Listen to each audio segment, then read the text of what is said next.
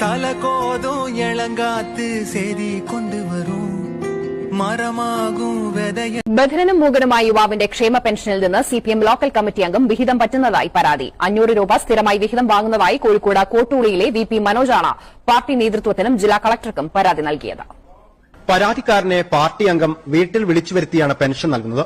3-4 മാസത്തെ പെൻഷൻ ഒന്നിച്ചാണ് കൈപ്പറ്റാറുള്ളത്. അതിൽ നിന്ന് 500 രൂപ നേതാവ് സ്ഥിരമായി വിഹിതം വാങ്ങുമെന്നാണ് പരാതി.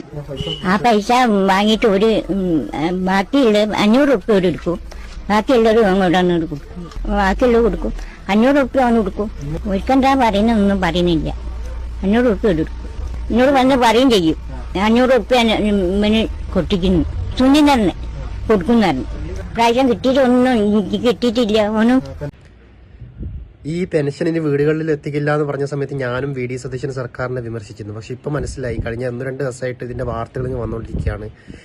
ഭയങ്കര മുക്കലാണ്, എല്ലാവരും മുക്കലാണിത്.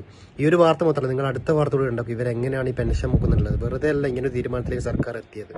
ക്ഷേമ പെൻഷൻ തട്ടിയെന്ന പരാതിയിൽ തലശ്ശേരിയിലെ സിപിഎം നേതാവിനെതിരെ കേസ്. തലശ്ശേരി ടൌൺ ലോക്കൽ കമ്മിറ്റി അംഗവും ജില്ലാ സ്പോർട്സ് കൌൺസിൽ അംഗവുമായ കെ ബിജുവിനെതിരെയാണ് സാമ്പത്തിക തട്ടിപ്പിന് തലശ്ശേരി പോലീസ് കേസെടുത്തത്.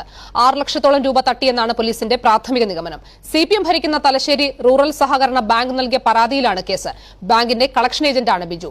വ്യാജ ഒപ്പിട്ട് നിരവധി പേരുടെ പെൻഷൻ ബിജു കൈപ്പറ്റിയെന്നാണ് ബാങ്ക് അധികൃതരുടെ അന്വേഷണത്തിൽ